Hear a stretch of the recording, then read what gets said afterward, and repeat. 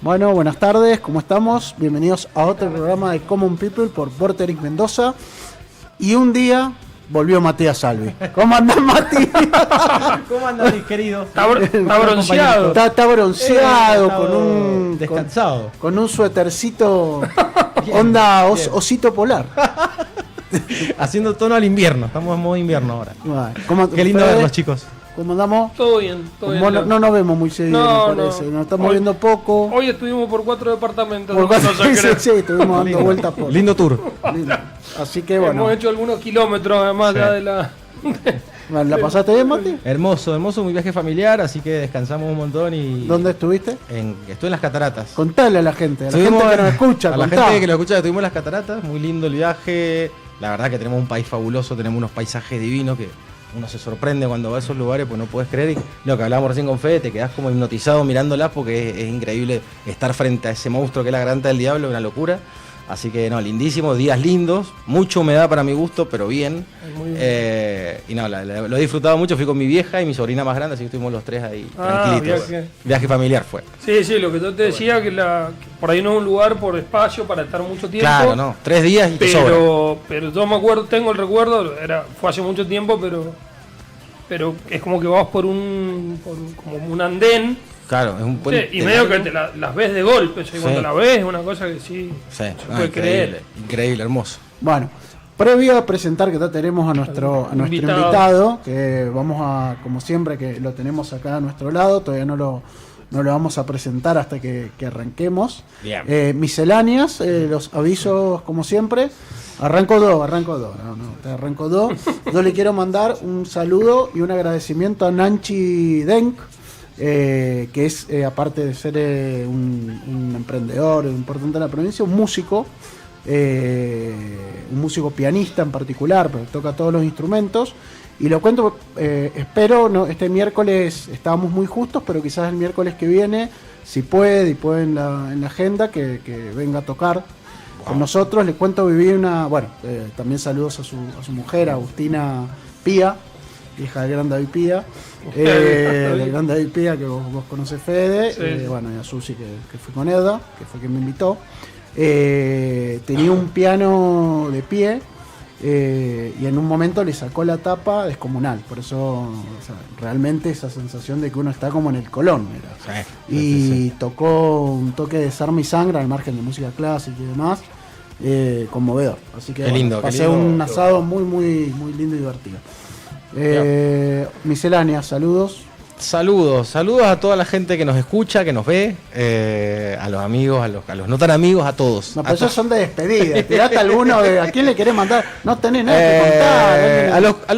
A los colegas le mando saludos, a los colegas de la profesión y a los colegas de adentro también, a todos le mandamos saludos. Fede, vos.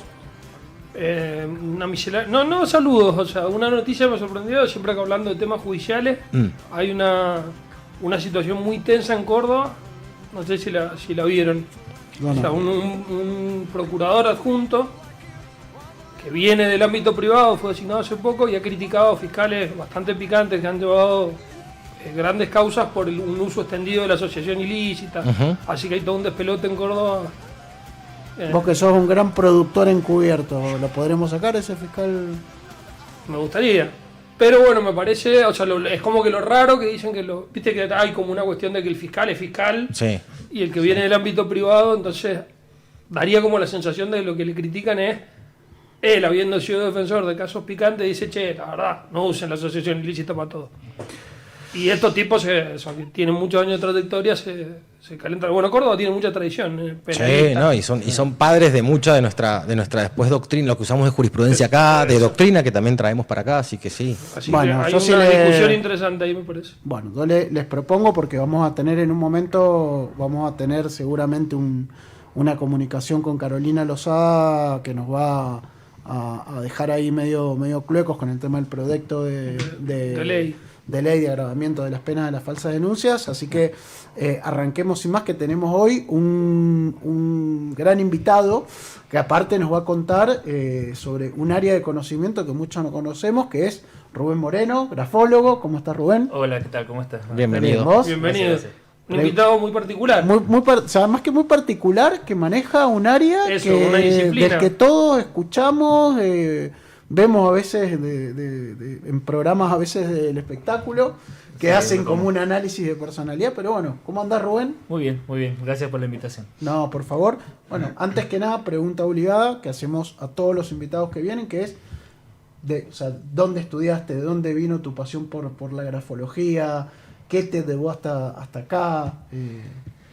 Bien, la pasión por la grafología en realidad siempre me llamó la atención las letras en sí, ¿no? El por qué las personas, si bien todos, una maestra en un aula nos enseña una forma de letra, ¿por qué nadie la puede hacer igual?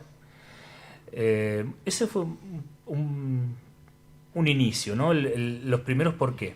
Pero con el tiempo, bueno, yo soy mendocino y a los 15 años me fui muy temprano a la Marina, así que fui submarinista, tripulante submarino San Juan justamente. ¿Fuiste tripulante? Sí. Y bueno, después yo me voy de baja de la Marina, pero antes de eso empiezo a profundizar con el tema, me encuentro con compañeros que estaban en el servicio de inteligencia, me hablaban esto del tema firmas, cómo se podía conocer a una persona a través de la firma. Me empezó a interesar, bueno, empecé a estudiar, a profundizar. Yo vivía en Mar del Plata, viví 27 años, hace 15 años que estoy acá en Mendoza nuevamente. Y bueno, empecé a estudiar en Mar del Plata, después me empecé a capacitarar en Buenos Aires. Entonces hice todas las especialidades en grafología. Empecé a incursionar mucho en la grafología científica, que eso está muy bueno poder explicarlo, ¿no? Porque muchos creen que la grafología no es ciencia y es 100% científica, 100% científica. Pero también está el tema, hay grafólogos que no aplican la cientificidad. Entonces, por ahí a veces lo que aplicamos la ciencia no quedamos bien parados por aquellos grafólogos que no aplican la ciencia. Y bueno, de ahí vienen estos juicios de los grafólogos, si es ciencia o no es ciencia, pero es antiquísimo, ¿no? Inclusive antes de la psicología. O sea, la grafología existe antes que la psicología como ciencia. Totalmente, porque, por ejemplo, Platón, Hipócrates, Demetrio, en la época romana, del Imperio Romano, se conocían a las personas, inclusive la psique de la persona a través de cómo escribían. Inclusive hay antecedentes de 3.500 años antes de Cristo, en el norte de China, con pinceles enseñaban a forjar carácter dibujando letras, ¿no? Entonces una especie de nosotros podríamos llamar reeducación de la escritura o grafoterapia. Ellos sabían ya que cambiando la forma de escribir podían haber cambios internos. Parece loco, ¿no? Pero está comprobado con médicos desde 1881 que empezaron con este experimento, y en la Sociedad Médica de París en el 1904 fue presentada este trabajo que se hizo en hospitales psiquiátricos, donde médicos pudieron comprobar que enseñando a escribir o cambiando la forma de letra, las personas tenían cambios internos desde la psique y las emociones. Vos sabés que justo te hago, y Steven, si no, te desafío a tu velocidad si encontrás en YouTube, hay una película, no sé si la viste, que se llama Hiro, H-E-R-O, o en el cual está también, ¿no? En la época en la que se construyó la muralla china, y obviamente en China, y que tenían a aquellos que tenían como mayor capacidad, o monjes y demás, como un cubículo de arena, escribiendo con una varilla sobre arena, horas y horas y horas, escribiendo con una varilla letras, que era como parte de lo que decía la película lo que recuerdo era como que era una práctica justamente para forjar el carácter. Escribían la letra, lo borraban con una... Sí. ¿Podrías repetir el nombre de la película? Hiro, H-R-O. con H. Giro con H, Giro no con G, claro. Como Hiro. Giro, ¿cómo se dice en inglés? Hiro. Héroe. Claro, Hero de héroe. Como héroe. Pero decir hero. Hero, decirle. Bueno, H-E-R-O, ahí me está. quería en Matadero se decía Giro. Claro. Pero si lo encontrás es con el chino. Sí, son todos chinitos en la cara. Esa es la peli, tapa. fíjate si no aparece alguno que aparecen escribiendo con una ramita letras en chino. Listo, perdón. Jet Li, pero que es de las mejorcitas. O sea, actúa bien. Esa es buena la película. Ahí cuando dijiste, o sea, 1881, 1904, O sea, también es la época de Freud. ¿Freud tuvo alguna opinión, alguna vinculación con esto? Freud durante 14 años fue hasta exiliado de su grupo, ¿no? Por justamente de este juicio, ¿no? Que era un loquito sexual, qué sé yo, ¿no? Sí. La gente, los mismos colegas lo sacaban. Él nunca paró de estudiar, nunca dejó de experimentar, de averiguar, de estudiar. Y junto con Breuer, otro psiquiatra, Sí. incursionan en la grafología y le hacen un gran aporte a la grafología. Nosotros lo llamamos abreacción. La palabra ab es un prefijo de des, ¿no? Como deshacer, dejar de hacer algo. Bueno, abreacción es dejar de reaccionar, ¿no? Deshacer una reacción. Entonces él descubre que el inconsciente, cuando tiene un trauma, tiene un problema y no lo puede hablar, o porque alguien lo reprime por alguna causa o algo, el inconsciente solito lo que es genera una abertura para que pueda fluir las emociones y sensaciones, ¿no? Y que eso se ve traducido en lo que nosotros podemos llamar a veces la comunicación no verbal, el acto fallido. ¿Sí? Claro, el acto fallido es algo que él estudió Claro, mucho. sí, que nosotros también le llamamos lapsus El calami. lapsus calami. Entonces, por ahí a veces hablo con psicólogos que me dicen, no, esto es una mentira, esto... Justamente la grafología científica viene de ellos. Lo que pasa es que decir, o sea, no conocer no significa que esto no exista, pero bueno, vivimos en un país de opinólogos, de jueces injustos y cosas así, de inclusive hacerte un juicio de lo que sabes y no ponerse a averiguar qué pasa. Entonces Freud hizo una incursión muy importante, y para nosotros muy importante ver las A, las O, los óvalos que se abren. Uno, si ustedes miran lo que están escribiendo, está abierto. Entonces ahí podemos saber dónde está ese dolor inconsciente y por ahí genera esa catarsis y está fluyendo, porque si no, tu cabeza explota.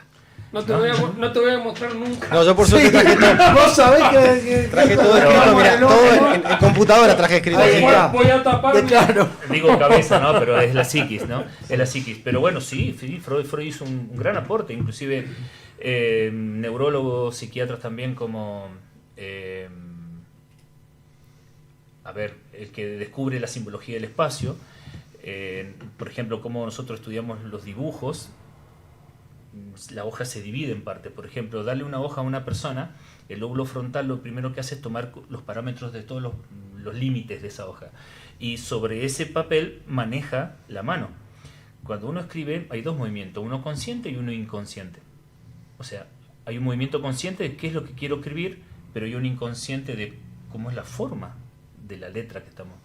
Entonces, son todos por medio de psicólogos, psiquiatras, neurólogos, los que le dieron esta forma a la grafología, que es la que hoy trasladamos. Lamentablemente no todos, ¿sí? Yo soy el presidente de la Asociación Profesional de Grafólogos Argentinos y por ahí tengo discusiones con colegas y otros que no son colegas, porque no están recibidos, porque no están matriculados, porque... Me pasa, yo tengo el instituto y me llaman y me dicen, ¿cuánto dura? 3 años mínimo, porque después tenemos las especialidades. Con todas las especialidades son 7 años de estudio. Pero la gente me dice, primero preguntan el costo, pero después dice, ¿cuánto dura? Vos le decís 3 años, no, me ofrecen uno por 3 meses. Claro. Y después esas personas, ustedes la ven hablando por muchos lugares, hablando de grafología, y cualquier persona... Un psicólogo, psiquiatra, psicopedagogos, inclusive abogado, dice, este tipo no sabe nada. Y después dicen, los grafólogos son mentira. Claro, lo meten a todos, encasillan a todos en lo mismo. Claro. Entonces, a todo grafólogo hay que pedirle una identificación. ¿No? Como me imagino, los abogados tienen una matrícula. No, claro, tenemos los la credencial. Sí. Tienen que tener una identificación donde hay una asociación con personería jurídica que respalda el conocimiento, ¿no? Y estamos aprobados, o sea, respaldados por el ¿Tienen Código número? Civil. Sí, ahí está para los que nos están viendo por streaming. A ver, ¿querés que lo mostramos así muy rápidamente? Así tienen su carnet un grafólogo. Un profesional. Que está de la buenísimo grafología. porque hay una cuestión. Por ejemplo, esto que contaba, ¿viste? Programa de Chimento, ponen encontraron una carta de, no sé, Sí, Maradona. sí. La ponen en la imagen y aparece una grafóloga que empieza a marcar y dice... Que cómo cae la M, que cómo Claro, sube la... para no sé saber, qué. primer Claro. pregunta, ya debería tener una matriculación, digamos. Sí. De los que están saliendo en televisión últimamente son de la asociación y se habla con mucho criterio, pero después hay muchas que no. Inclusive acá, en Mendoza, tuvimos por mucho tiempo en un canal de televisión a la mañana grafólogas que han sido alumnas mías y no han terminado, y hablando de especialidades que nunca hicieron. La asociación escribir al canal y el canal ni bola, porque no le conviene al canal mostrar No, eso. desacreditar lo que llevaron, claro. Entonces, pero bueno, considero que el trabajo responsable y ético hay que llevarlo y cuesta. O sea, cuesta llevarlo. Pero bueno, ya les digo, el aporte de la psicología, de la neurología, de la psiquiatría en la grafología es muy amplio. Otra de las cosas, por ejemplo, cómo inicia la psicopedagogía. Yo tengo colegas psicopedagogas, grafólogas, que en la facultad no le enseñan cuál es el origen. Nosotros sí aprendemos cuál es el origen de la grafología, cómo empieza, pero ellos no. Y justamente el doctor Stilewski, en el año 1914, empieza una investigación y él encuentra que hay una alteración en el sistema endocrino que está proyectado en el papel. Entonces, cuando una persona tiene un problema emocional, psicológico, y hoy se conoce como psicomotización, se puede ver proyectado en el papel. Entonces, desde el estudio de lo que es la grafopatología, que es el estudio de la proyección de la psiquis, o inclusive de estas somatizaciones, se puede detectar en el papel. Él encuentra que se ven las alteraciones endocrinas en las letras.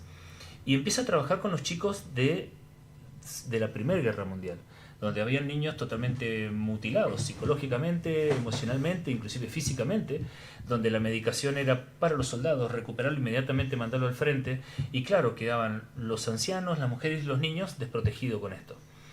Él empieza una investigación, empieza a trabajar, y recuerda este trabajo de 1881, que como enseñándole a escribir a enfermos mentales podían recuperarse.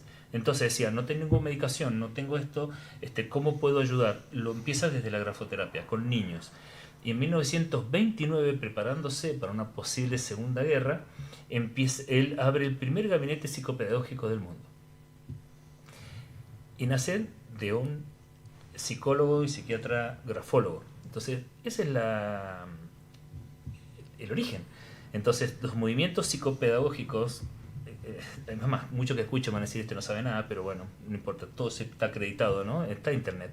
Todos esos movimientos de hacer montañitas, bolitas, palitos. Cuando uno está así, por ejemplo, se llama doodle, eso, cuando vos estás haciendo reposo. No, si ustedes ven los movimientos psicopedagógicos, por ejemplo, para a un chico que dicen, escribe horrible este niño. Entonces, ¿cómo le arreglás la letra? Empiezan con montañitas, con circulitos. En realidad, esos son movimientos que fueron creados en esta etapa de 1881 hasta 1889.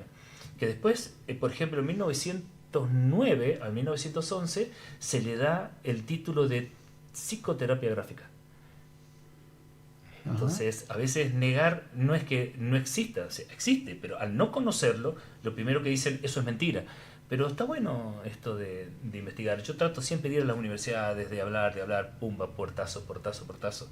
Desde 2010 que estoy, desde el 2010 que estoy en Mendoza, me han pegado cada cachetazo por todos lados, y que sabe. Así que yo traje la primera escuela de grafología científica a Mendoza, y bueno, gracias a Dios está.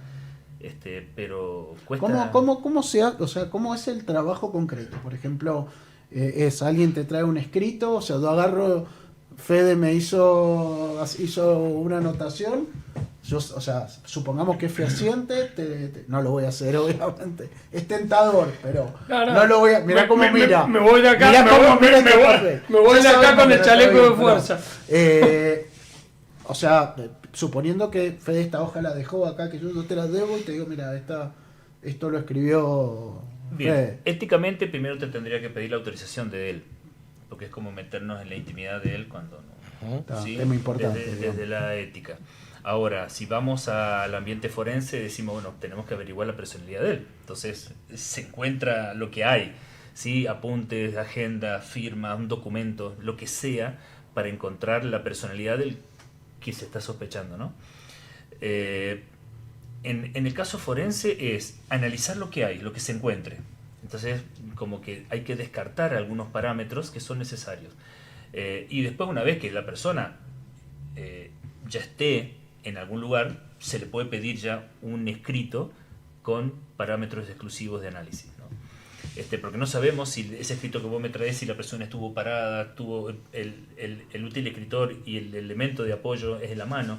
Entonces no es lo mismo que estar escribiendo sobre un pupitre firme. Entonces, ¿en qué estado emocional escribió también, ¿no es cierto? Porque eso estado, influye. Totalmente. Entonces, una vez que se pueden sacar características que son esenciales de la personalidad, yo siempre digo que el lobo es lobo, por más que lo tiñas de blanco y le hagas la permanente, no va a ser un caniche grande, es un lobo. Entonces, hay gestos son muy básicos, ¿sí? Quien lleva la pericia caligráfica, también de dónde nace, de Crépus-Jamin. Crépus-Jamin, un francés, discípulo del papá de la grafología científica, lo que hace es llevarlo a un ámbito jurídico y le da la connotación científica. Entonces, la diferencia que hay entre un perito calígrafo y un perito grafólogo es que el perito calígrafo lo que hace es determinar si esa escritura es de puño y letra, pertenece a esa persona. Exacto. Lo que hace el grafólogo es utilizando los mismos parámetros que ellos, más otros parámetros, es saber cómo es la personalidad de esa persona, cómo es el temperamento, qué es lo que trae genéticamente, cómo es el carácter. Entonces, el carácter sabemos que es lo que se desarrolla a través del ambiente donde fue desarrollándose. Entonces, ¿cuáles son las intenciones? ¿Y por qué digo científica? Porque es todo cuantificable, todo parámetros. O sea, qué grado, qué porcentaje de violencia, qué porcentaje de agresividad, qué porcentaje de bondad, qué porcentaje de psicopatía, qué porcentaje de, podemos sacar, no sé, de sadismo.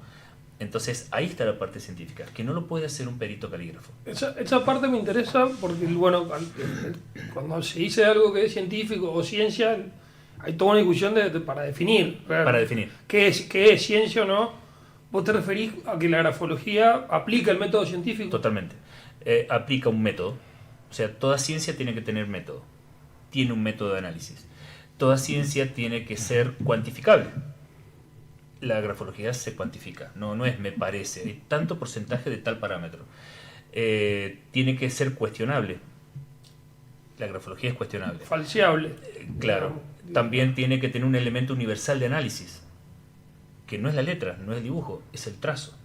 ¿Sí? El conjunto de trazos que forman una letra, el conjunto de trazos que forman un dibujo. Entonces el grafólogo no analiza la letra, analiza ese conjunto de trazos. Tiene que ser objetiva, más allá de tener un elemento universal de análisis, tiene que tener un objeto. Pero ese objeto, que sería el dibujo, la letra, también tiene que ser objetiva, no subjetiva. O sea, cualquier grafólogo hace un análisis y no va a caer en la subjetividad, no es a mí me parece, es lo que el resultado cuantificable da. ¿Sí? Entonces, de esa forma estamos respetando 100% la cientificidad. Por ejemplo, de hacer un dibujo, es muy común, le llaman HTP, House, Person, hago en casa persona, y a mí me parece, el grafólogo no jamás te va a decir a mí me parece. El grafólogo va a tomar mediciones y te va a decir este porcentaje. Si es más del 60%, pertenece. O sea, decir, esta persona tiene impulsos sexuales no controlables. ¿Qué porcentaje? Supera el 60%, esta persona posee impulsos que no contiene. Tiene menos del 40%, ahora esta persona no contiene. O sea, todos tenemos impulsos sexuales, todos. ¿Sí? Entonces, y ahí, cuando hablaron recién de la falsa denuncia, pasan esas cosas. Te iba a preguntar justo medio... Claro, porque cualquier persona te va a decir, sí, tuve un acoso sexual y lamentablemente, yo lo digo porque yo también lo he experimentado acá en Mendoza esto, no desde lo sexual, pero de falsas denuncias. La ley dice que todo el mundo es inocente hasta que se demuestre lo contrario. En la Argentina todo el mundo es culpable hasta que se demuestre lo contrario. Principalmente del juicio social, ¿no? Principalmente desde ahí. Entonces nosotros podemos hacer un análisis de justamente cómo es el control de los impulsos y el control de los instintos de esa persona con porcentajes. Si eso tiene entre el 40 y 60%, la persona podemos llamar que es una persona que en momentos de crisis puede ser que no los pueda contener. Pero ahora, cuando tiene más del 60%, esa persona no tiene control de esos impulsos. Menos del 40%, la persona sí controla sus impulsos, ¿no? Entonces todos tenemos algún impulso, si te gusta a alguien, si te lo permite o no. A veces cuando estamos en situación de crisis, a veces que el temperamento domina un poco más que el carácter y podemos llegar a no poderlo controlar. Pero cuando es más del 60%, esa persona ya podemos comprobar nosotros que realmente no tiene control del impulso. Entonces ahí podemos saber si realmente es una persona como se lo acusa, ¿no? ¿Por qué se lo acusa? Si tiene características psicopáticas, si es psicópata, si es sociópata. Sabemos que el psicópata nace. A mí me preguntan, ¿el psicópata es malo? Yo te digo, no, es psicópata. Ahora, ¿el sociópata es malo? Sí, porque lo elige. Ahora, por ejemplo, para hacer un paralelo con lo que sería, acá ayúdame Mati que la tenés más claro vos, como yendo a esto, ¿no? Cuando se le hace, por ejemplo, una pericia psicológica a alguien que hizo una denuncia, saquemos a los chicos, pues, Sí. ¿no? Vamos a temas de adultos, pues Claro. por tema de género, ¿no? Que probablemente lo vamos a tomar. Y a vos podés hacer una pericia, hacés practicar, me imagino que en qué consistirá la persona. Generalmente los fiscales cuando en el cuestionario que le hacen de preguntas a los peritos para que diga, o sea, para que el perito nos diga si tiene, por ejemplo, rasgos de ganancialidad, si puede construir un relato, si el relato es espontáneo, ¿no? Que son como los ítems que en general, y aunque no lo preguntan así, ayúdame Mati en esto, Sí. no lo tengo muy fresco, el grado de veracidad que tiene. Sí, que el grado de tiene un credibilidad, relato, credibilidad, credibilidad del relato. de creer el relato. ¿Son preguntas que desde la grafología podrías responder, por ejemplo? Sí, totalmente. Cuando les comentaba recién, pero cuando a mí me invitan en el 2013 a México, a una entidad del gobierno, llevo dos exposiciones. Primero un congreso, donde la exposición era cómo hacer un identikit de una persona a través de una falsa, de un escrito con una denuncia, con una amenaza, ¿no? Se puede sacar un identikit de la persona a través de un escrito. Y después, en esta entidad gubernamental, es el polígrafo escritural. El polígrafo es el detector de mentira, electromecánico o eléctrico. En México ya se preparan para engañarlo esto, ¿no? Hasta pueden controlar la dilatación de las pupilas a través del control mental, de la respiración. La respiración, todo, ¿no? El control de la respiración, hacen yoga. ¿Por qué? Entonces esas personas son los encargados del traslado de drogas, de trata de blanca. Si los agarran, esas personas ya están preparados, ¿no? Entonces, como que les cuesta detectarlo. Han hecho como una ingeniería inversa. Totalmente, Claro. totalmente. Sí. Ahora, no podemos engañar nunca al inconsciente. Yo siendo grafólogo, por más que quiera escribir y mentir, no puedo, ¿sí? Eso lo descubre Karl Honroth, un alemán que se viene a vivir en la Argentina y es el padre de la grafología emocional. Entonces, que es que él el que lleva la teoría del lapsus linguis o el acto fallido, lo lleva como lo podemos encontrar en la escritura. Entonces, el polígrafo escritural justamente habla de esto, ¿no? El detector de mentira. Entonces, nosotros tenemos que utilizar palabras estímulos para generarle un desequilibrio al inconsciente, y cuando nosotros detectamos ese desequilibrio es donde está la mentira, ¿no? Y digamos, y esto que vos que estuviste ahí en México, no nos podés decir qué organismo, digamos, trabajaste, pero se ha podido utilizar como prueba en contra de las personas que investigan, ¿o? Sí, bueno, yo estuve capacitando desde 2013 al 2018 Ujú. dos entidades, lo que es grafología científica, primero en lo que es el análisis exhaustivo de firmas, hacer especialistas en firmas, pero para eso tuvimos también un tema, porque me decían, bueno, nosotros queremos que sean expertos en firmas, pero para eso tienen que ser grafólogos. Es como decir, bueno, yo quiero que sean expertos cardiólogos, pero primero tienen que ser médicos, ¿no? Entonces, bueno, accedieron, se les empezó a dar la capacitación en grafología científica y después sí, especializamos en firmas. Y también se empezaron a especializar en este detector de mentira. Entonces, en cada grupo tienen uno o dos grafólogos que en el caso que habían redadas o, bueno, trabajos, los detectaron, hacían escribir en el momento. Entonces, en el momento, la emoción, las emociones, la psique, está todo movido y eso sale, ¿no? Entonces, hoy se está usando mucho eso en México. Ajá. Consulta. Dale vos, Mati. No, que tenía justo porque me abre mucho la puerta para un par de preguntas. Yo tuve la oportunidad de trabajar 3 años y medio en el forense y ahí trabajaba con peritos calígrafos, que ellos lo que le daban mayormente eran todos hechos que tenían que ver con estafas, defraudaciones, para ver el tema de cheques, el tema de todo lo que era escritos con los que se defraudaba. alguna que otra vez, alguna nota suicida, por ejemplo, también Sí. se les dio. Sí. Más que nada, era difícil porque ya no tenés a la persona para poder practicar Claro. y probar si es su letra, ¿no? Pero mayormente se los llevaba para esos casos a ellos, para analizar lo que decías vos recién, que me gustó cómo lo explicaste, si esa escritura era realmente de esa persona. Claro. No la parte de la emoción, porque eso lo hacen ustedes los grafólogos. Ahora, mi pregunta es la siguiente. Yo sé que a nivel mundial se utilizan mucho los grafólogos, ¿es verdad? Sí. ¿Qué pasa en Argentina que son tan reticentes a incorporarlos a ustedes como peritos con lo valioso que sería el aporte de ustedes? En primer lugar son los peritos calígrafos. Ujú. En segundo lugar son los criminalistas. Se creen, o inclusive los psicólogos, o sea, se creen que nosotros venimos a pisar la manguera, entonces... Porque, ¿sabes no qué? es así, Dijiste algo que me llamó la venimos a atención. Sí, aportar, claro, dijiste algo colaborar. importante que es cierto, esto de la fuerza con el trazo, los psicólogos en las proyectivas lo analizan para ver si el dibujo, si usó muchos colores, si trazó mucho, qué sé yo.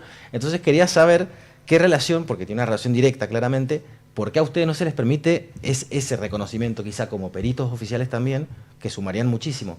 Es que no lo permiten primero desde la justicia. Ujú.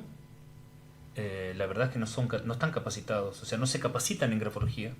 Y estaría buenísimo tener una materia extra de grafología científica en la carrera de Ya lo creo. psicología, una carrera extra en la carrera de psicopedagogía, una carrera, también una materia que son materias extracurriculares. Te dan yoga a veces, como no saben cómo sumar materias para una licenciatura, te meten en una materia de qué cosa, ¿no?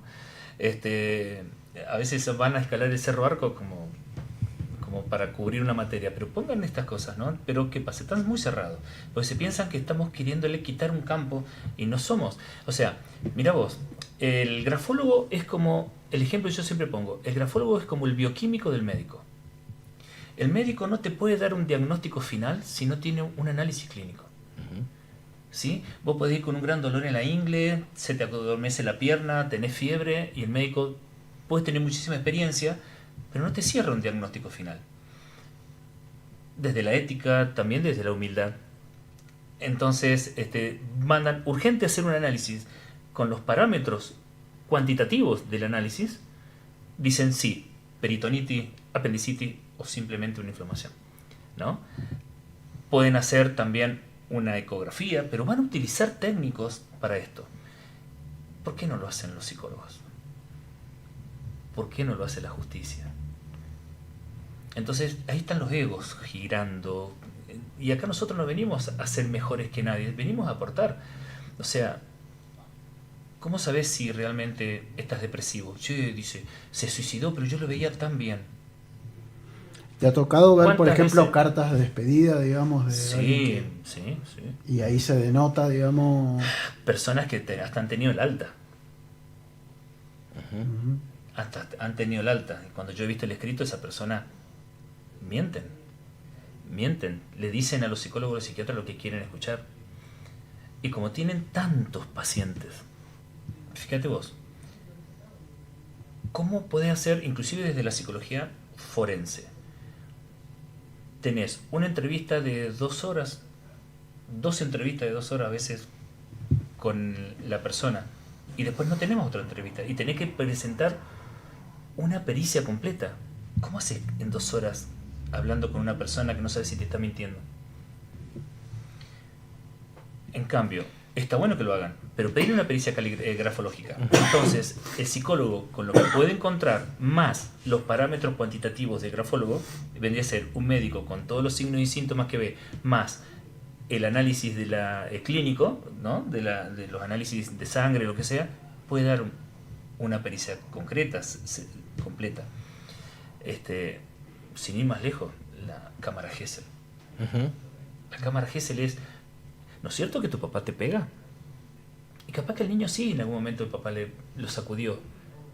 Si a un niño le decís, sos tonto, vos sos tonto, sí.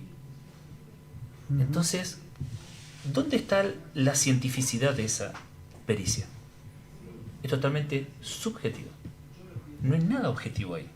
¿Qué parámetros cuantitativos te está dando eso? No, pasó en Buenos Aires hace poco, que después seguro que vamos a hablar de ese caso. Pero justo hablando de Buenos Aires, te quería consultar si vos tuviste la oportunidad de ver la carta, esta que dejó esta mamá que mató a los 2 chiquitos y al marido, que era tremenda la letra, Tremenda. que escribía por arriba, por ¿Cuál afuera. caso, Mati? No me puedo acordar bien el nombre, pues fue muy Sí. conocido no hace mucho. Que tuvo un brote psicótico supuestamente y mató a los niños y al marido. Y al marido, que Sí. estaban supuestamente un matrimonio, que él incluso un tipo muy exitoso, ¿no? sí. Que creo que era de la colectividad del marido, me parece, si no me equivoco. Sí. Sí. Un tipo conocido, empresario. Bueno, justamente se da todas las características de una persona con un desequilibrio mental grave.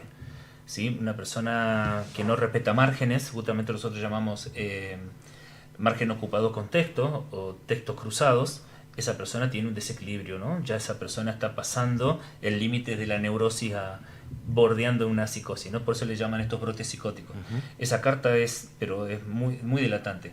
El tema es que estaba justo en el brote. Pero seguramente esa persona ha dejado muchos indicios antes. Ahora, ¿estaba enferma o más o menos enferma? ¿Y? Ahí está el tema, ahí está la subjetividad. ¿Está enferma? ¿Qué porcentaje tiene? ¿Qué porcentaje de neurosis? ¿Qué patología neurótica tiene? ¿Qué porcentaje tiene esa patología neurótica? Entonces, y yo la vi un poco enferma. Eso es totalmente subjetivo, con la grafología eso no va. No voy a creer lo que me estás contando. Yo quiero ver que eso que me estás relatando tiene concordancia con lo que yo veo escrito, con los trazos gráficos. Y hay veces que no hay concordancia. Entonces ahí me estoy dando cuenta que me está mintiendo o que está totalmente equivocado. Por ejemplo, sabemos que la verdad es relativa, pero la verdad de un esquizofrénico es verdad. El esquizofrénico es verdad que está viendo lo que está viendo o escuchando lo que está escuchando. ¿Por qué se lo podemos negar? ¿Por qué se lo tenemos que negar? Ahora, ¿cómo sabemos si es realmente un esquizofrénico? O no simplemente es un esquizoide, un vidente, que le hablan los ángeles o le hablan los del más allá. Entonces eso se puede sacar cuantitativamente. ¿Por qué? Vos sabés que justo lo comentamos fuera de aire, pero que está bueno preguntarlo. ¿Por qué comentamos el caso, lo comentabas vos en realidad, el caso de Lara San Juan, de que ahí se utilizó un vidente, digamos, como un medio de prueba? ¿Por qué y acá en Mendoza se ha utilizado alguna vez, creo que videntes, en diversos casos? ¿Por qué los grafólogos no? Y porque lamentablemente estamos en un lugar de que yo siempre digo la ignorancia, y no desde el insulto ni desde el agravio, desde el ignorar. Entonces, claro, llegó un morochito de Buenos Aires diciendo que es grafólogo, que quiere enseñar grafología. Pero nadie se puso a investigar, nadie se puso a escuchar. Me ha pasado que yo tuve charlas extensas donde decía que por qué no permiten a un grafólogo. Es más, yo tengo el curso de pericia judicial acá en Mendoza, de psicología jurídica acá en Mendoza, y por ejemplo a nuestros colegas, a mis alumnos cuando se reciben, que son colegas, están matriculados, no los toman como peritos, por ahí los pueden llegar a tomar como idóneos, pero es porque se les ocurre decirlo, porque no quieren acceder, no se quieren abrir, que en otras provincias sí lo están tomando, están cerrados, ¿no? O sea, se cierran, y lamentablemente le están se hace un daño a la sociedad, a la justicia, a muchos lugares. Por ejemplo, sería fantástico que en las escuelas en los gabinetes haya un grafólogo. ¿Sabes la cantidad de docentes grafólogos que hay? A ver, hacemos Sí. un... Sí, pero sí. Ahí seguimos. después le voy a compartir la carta a Steven para que vos la veas acá y la podamos La analizar. veamos, pero creo que tenemos, no sé, Steven, si estamos en comunicación. ¿Estamos en comunicación, Steven? Está el loguito, como que estaba esperando a que atienda, por lo que veo de acá. Está bueno estar de este lado porque vengo... Sí, está bueno porque si no yo estoy totalmente en bola. No te dan ni pelota. Bueno, Yo estoy, chicos, ¿eh? ¿y qué estaba? Bueno, No sé, pero ya, está. como la famosa sos vos, Carolina, bueno, te presentamos, aunque No, en yo realidad... digo, bueno, a lo mejor no sé qué onda. No, bueno, estamos con Carolina Lozada, senadora nacional. Bueno, desde edad, Carolina, muchísimas gracias por... Un gusto saludarte. Un gusto enorme que nos escuches, que estés con nosotros. Gracias a ustedes, para mí también. Bueno, pregunta básica, digamos, y que justo sé que estás en estos días que tiene que ver con el proyecto de ley del agravamiento de las penas por falsas denuncias, que es un proyecto que lo venís como encabezando vos y que viene con algunas resistencias. Como te queremos consultar un poco de qué se trata, porque viste que hay mucho prejuicio respecto al proyecto. Entonces, es cierto que algunas personas tienen prejuicio y está bueno que lo digas de esa manera porque es eso mismo, es un prejuicio. Realmente el proyecto de falsas denuncias, la falsa denuncia ya hoy hay un no es que no está tipificado en el Código Penal, está tipificado. La diferencia es que nosotros ahora estamos agravando las penas. Hoy la pena en expectativa es de 2 meses a 1 año y en lo económico hasta 12.000 pesos. Vos imaginate quién va a hacer un juicio por falsas denuncias cuando es un monto tan bajo de... Incluso si fuera la parte de multa o el dinero también es bajísimo. Entonces la realidad es que hoy no hay directamente ese tipo de juicios. Nosotros llevamos de 1 año a 3 años las penas para falsas denuncias en general, con agravantes en el caso de falsas denuncias de género y falsas denuncias que tengan niños en el medio. ¿Por qué? Porque yo creo que lo que está sucediendo hoy es, primero, que no me parece correcto que alguien pueda mentirle a la justicia. Si te pones a pensar que alguien se sienta frente a un juez o al Estado, porque el juez representa al Estado argentino, a la justicia del Estado argentino, es uno de los poderes, alguien que va y definitivamente con el solo objetivo y fin de lastimar a otra persona, hace una falsa denuncia a sabiendas de esa falsedad, esa persona no puede salir impune de esa situación. Porque yo creo que los recursos del Estado, todos los recursos del Estado, tienen que estar para proteger a las verdaderas víctimas. Sí. Esto no habla de víctimas reales, sino habla de falsas denuncias, de personas que a sabiendas de la falsedad de su denuncia van y hacen una denuncia justamente como castigo para una persona, como venganza, por la razón que fuera. Esto genera muchísimo dolor, genera familias destruidas, mamás separadas de sus hijos, papás separados de sus hijos, abuelos separados de sus hijos. A veces hay casos que llevan 7, 8 años separados o más. Bueno, vos viste el caso que hizo que seguramente ustedes me llamen, es el caso de Tomás. Exacto. Sí. El caso de Tomás es uno, sinceramente, chicos. No saben la cantidad de gente que hay. Hay gente privada de su libertad y no se le ha tomado declaraciones, según argumentan. No le han tomado declaraciones, no han aceptado las pruebas, no han aceptado absolutamente nada. Entonces, el papá de Tomás Guisone, justamente, no tenía una condena. Estuvo 3 años preso, ¿no? Sí. En prisión preventiva. O sea, prisión preventiva. Yo entiendo que la justicia tenga sus tiempos, pero vos no puedes dejar a una persona 3 años preso para arruinarle de esa manera la vida. Ustedes saben además lo que es entrar a un penal con una acusación tan grave como la de haber violado a un niño. Sí. Entonces, cuando una persona acusa a otra sabiendo de la falsedad, no por un error, no con duda, no. Estamos hablando de cuando una persona acusa a otra sabiendo de la falsedad de esa acusación, con el solo objetivo de lastimar a esa otra persona. Sí. Vos sabés que doy justamente con esta aclaración que creo que es genial, que es porque hoy se veía, por ejemplo, en Infobae, habían legisladores o compañeros tudos que decían en off como que con esto podía llevar a que la gente no denunciara o víctimas no denunciaran y claramente no es así, es un delito doloso, digamos, ¿no? Lo que vos decías antes, tiene que haber intención, digamos, no es que alguien... Tiene que haber intención manifiesta y tiene que ser a sabiendas. Mira, en otros países también hay legislación al respecto. En Chile, en este momento, están esperando qué pasa en Argentina y, de hecho, nos han venido a ver. Justamente cuando fuimos a Mendoza vinieron diferentes legisladores chilenos, porque también no es un problema solamente de Argentina, es un problema que está sucediendo a nivel mundial, el de las falsas denuncias. Y también hay muchos que se aprovechan de personas y... Te digo, en el medio hay como una especie de mafia que directamente generó un negocio con mucho dinero para justamente generar estas falsas denuncias y así encontrarse con sumas importantísimas. Carolina, yo no sé si es un tema que tratado o que lo han ponderado en el proyecto, pero siempre me ha parecido una falta de sistematicidad del código que el delito de falso testimonio, que es un delito del testigo, del perito y del intérprete, sí tenga una pena alta de 1 a 10 años si es en contra del imputado, pero sea extremadamente baja en el caso del denunciante, en la falsa denuncia. O sea, no se explica la diferencia en el tratamiento de un caso y otro.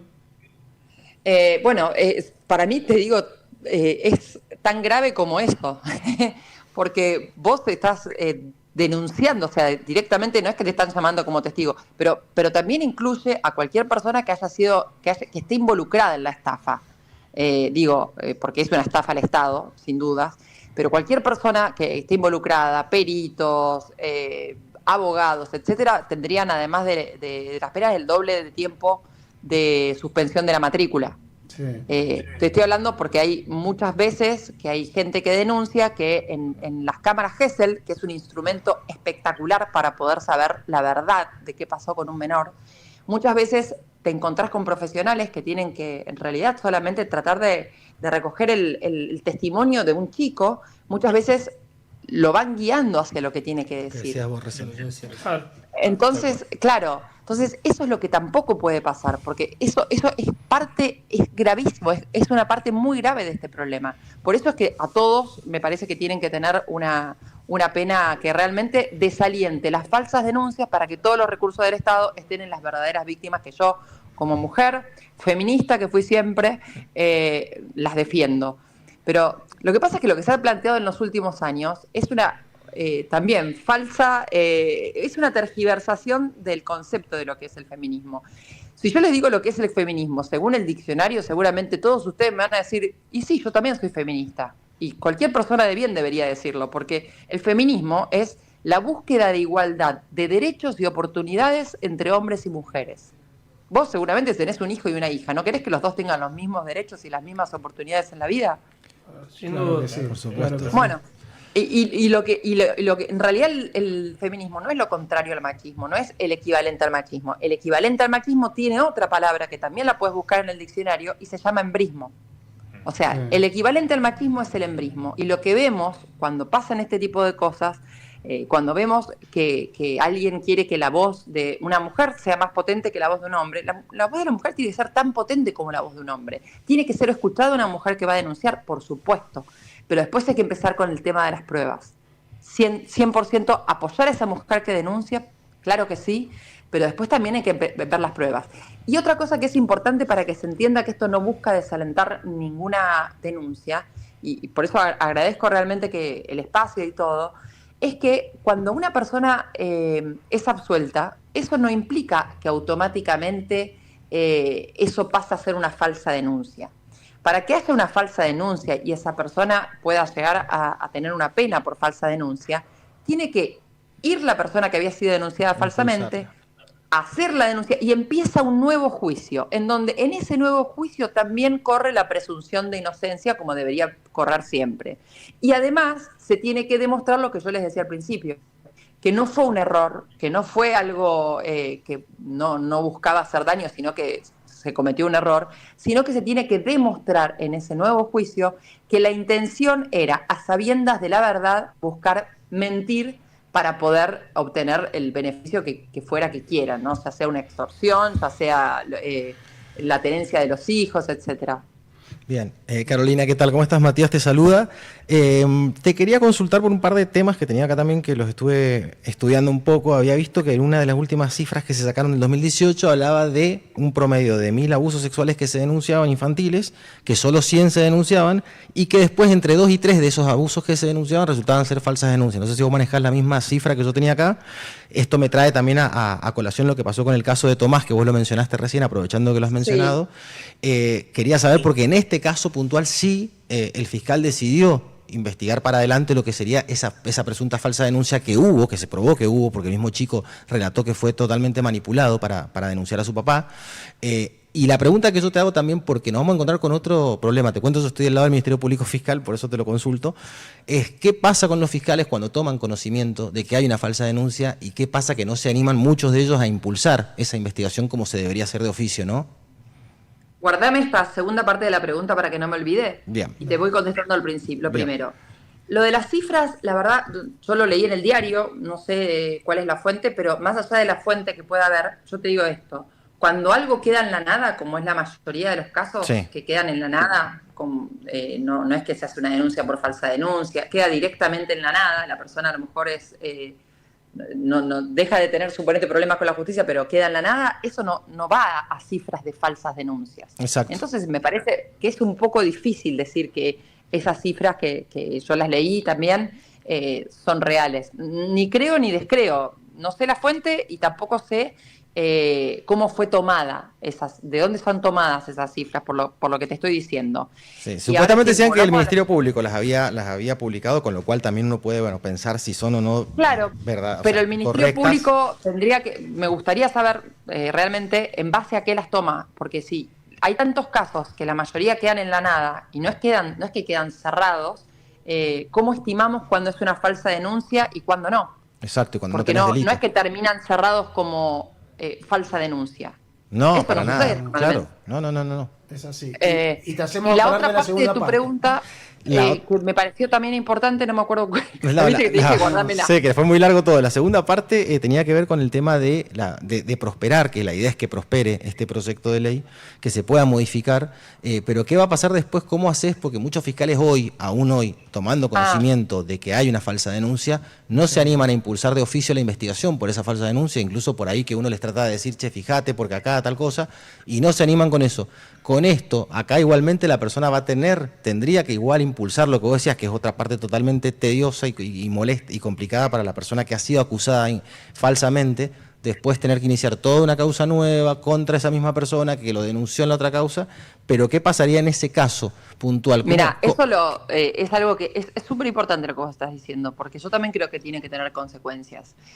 La verdad, si un fiscal no se anima, me parece gravísimo, Sí. porque estamos hablando de la justicia, de todos los recursos de la justicia, un cargo difícil de remover como es el de un fiscal, no es que Sí. es una persona o sea, realmente creo que un fiscal, si tiene el lugar que la sociedad le dio, porque a través de sus representantes esta persona es fiscal, me parece que debería tener la valentía suficiente para poder enfrentarlo. Muchas veces lo que sucede es que durante estos últimos tiempos quedaba mal.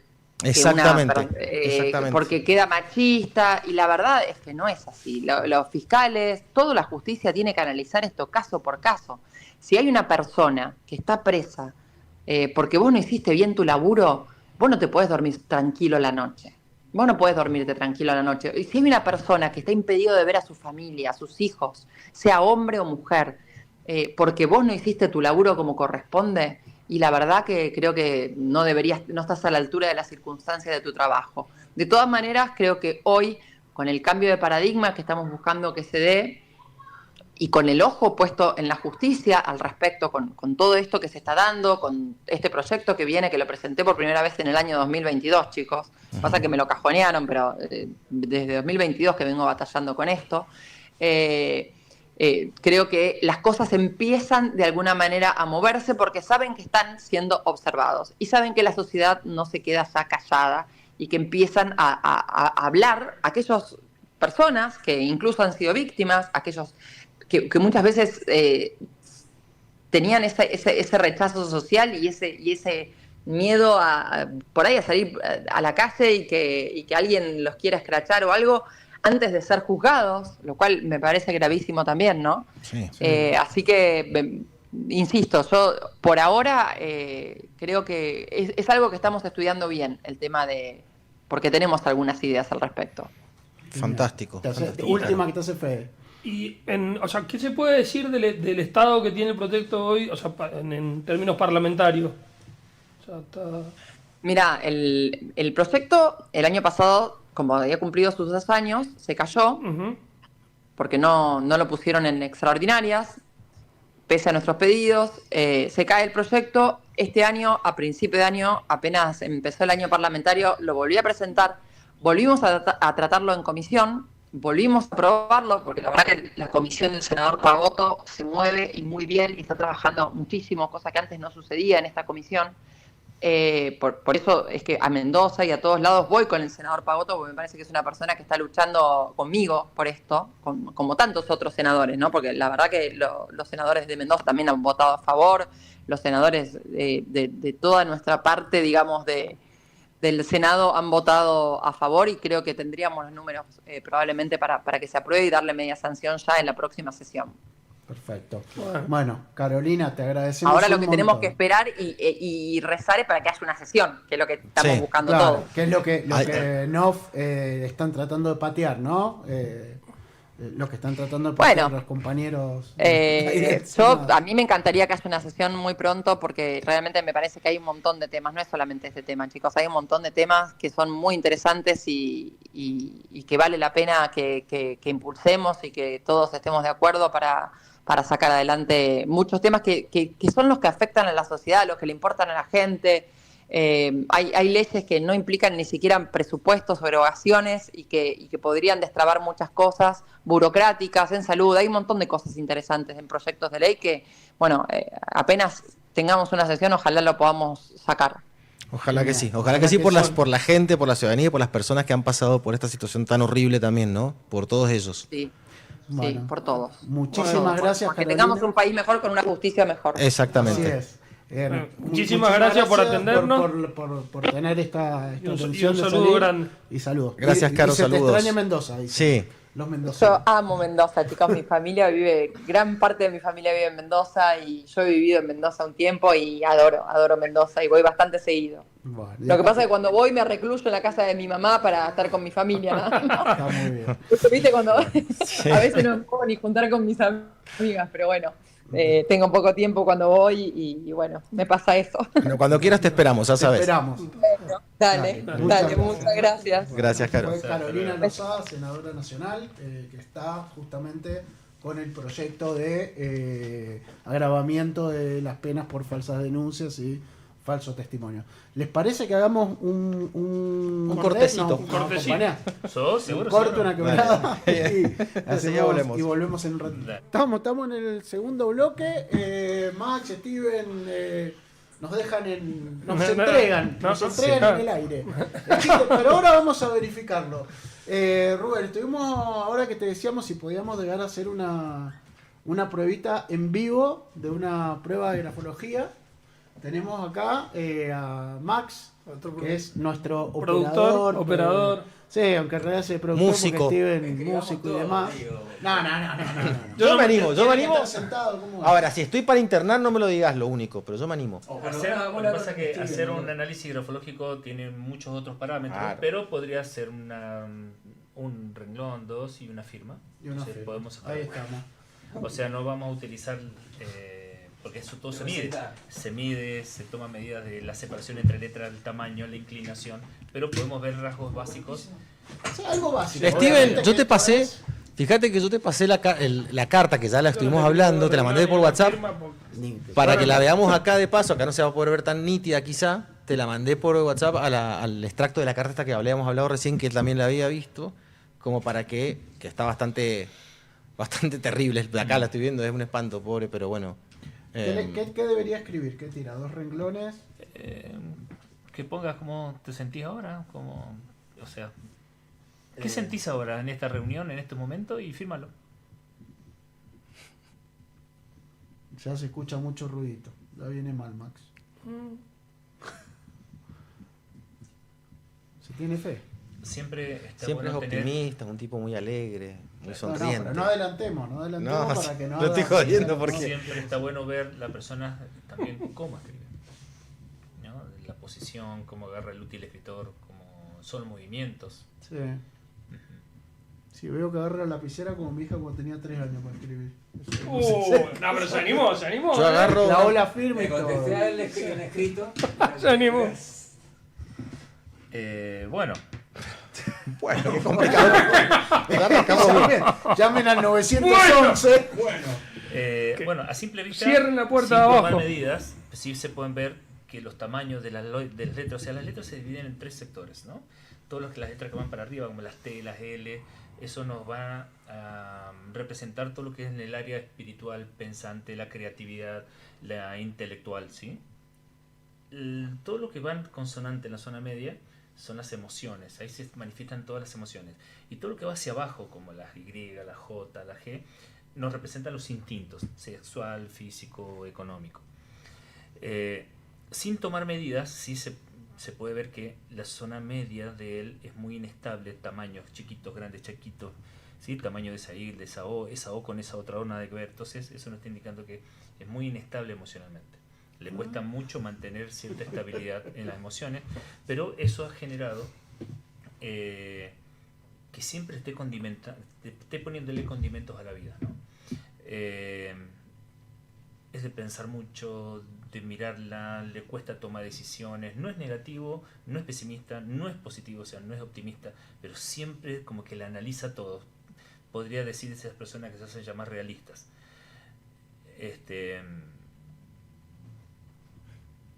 Sí tiene ideales muy marcados, ¿sí? Que serían estos, ahí arriba, son como ganchitos, ¿no? Entonces tiene ideales muy fuertes, muy marcados, no los va a pactar con nadie, él es así y es algo que los va a defender. Es una persona que tiene mucha fuerza en su forma de pensar, en sus propios ideales de yo. Si bien intenta buscar un equilibrio entre pensar, sentir y actuar, lamentablemente la inestabilidad en las emociones le causan esto, ¿no? Podría tener cierta estabilidad entre pensar, sentir y actuar, pero en las emociones son lo que le está costando manejarlo. Es una persona que sabe utilizar los tiempos de reflexión, es reflexivo, piensa bien, tiene buena relación con su pasado, con la familia, no se nota un apego. Necesitaría mucho más renglones como para con poderlo esto ver, creo que alcance y sobra. pero nos está Nos dejando quedamos un todos margen. callados, nos reíamos margen. todos. Yo no te escribo nada. Sí tiene mucha fuerza vital, es una persona con gran resiliencia, fortaleza psíquica y física sobre todo. Ahora él tiene una característica que se valora mucho. La persona que se valora esa lucha interna que tiene emocionalmente, pero íntimamente es una persona que se valora mucho, es una persona que él mismo se da muchísimo valor, ¿sí? Ahora vamos a utilizar un poquitito la ciencia y los números. Está para los ¿Qué que edad nos tenés? están, para los que no nos ven, está 49. haciendo 49. anotaciones.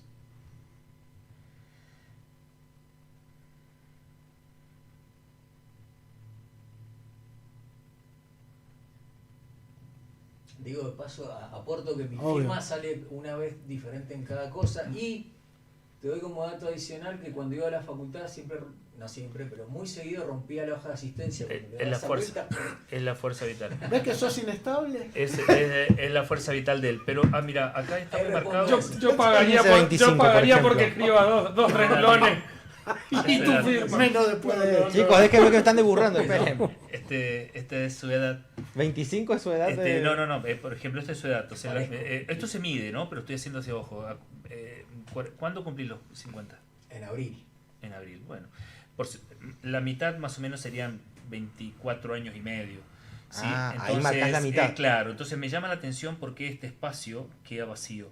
Más o menos son 9 años más. A los 34 años vos viviste algo que a partir de algo puede haber habido un antes y un después. Fuiste papá. No, papá, ¿qué edad fuiste No, vos? a los 25. Bueno, estabas Bueno, ahí. Ahí está, mira. Esta marca que está acá 10 años de diferencia. marca los 25 años, ¿sí? Después, esta me llama la atención también acá, que sí serían Qué justo la vida 12,5. más. A los 6 años, más o menos, también algo que viviste, que son fuertes, ¿no? Por algo, él hace este movimiento y Es el deja estos colegio, espacios. Eso, madre, sí. O sea, todos tenemos. Esto se llama índice de Wittgenstein, un psicólogo alemán, descubre este movimiento y encuentra que en la firma está la historia. Y acá también podemos calcular nosotros edades, la edad con los meses que vos viviste eventos, que esos eventos marcaron tu vida, ¿no? A veces nosotros tenemos un consciente, que es lo que podemos recordar. Tenemos un inconsciente que es donde está todo guardado, pero tenemos un preconsciente que se encarga de guardar, dejar pasar algunas cosas y otras no. Como Por el eso filtro, digamos, sería como el como un filtrito que todos filtro, tenemos, ¿no? Claro, entonces no deja sacar cosas que tenemos guardadas para no sufrir, para no doler. Entonces a veces uno hace preguntas y dice, no me acuerdo. Pero sí, está muy marcadito, ¿no? Desde esta época, desde acá, está como una gran libertad para él. Él tiene una forma muy reactiva. Puede ¿sí? tener que ver alguna. Mirá, Son eventos. Chao. Ahora soy yo. sos vos. Puede tener que ver alguna cuestión, o sea, lo que te estás refiriendo a una edad física específica o puede tener alguna variante, porque puede que hayan...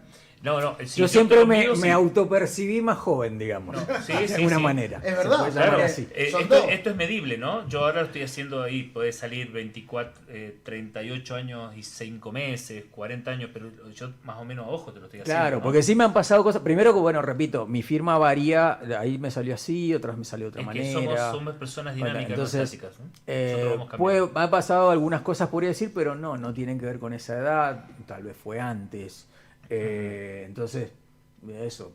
Respecto a, después de lo otro que decía, hay muchas cosas que son acertadas, muchas. La única que sí estoy totalmente en desacuerdo es que soy una persona muy estable emocionalmente. Soy agua de tanque. ¿Vos crees que Sí, sos vos eso? crees. Está bien. Nosotros No, en realidad vos sabés tenemos que- algo ahí que está. comentarte. Parece y es lo Nosotros que vos no buscás. existimos, Lo en que vos realidad. buscás es un equilibrio entre pensar, sentir y actuar, pero el sentir sigue inestable.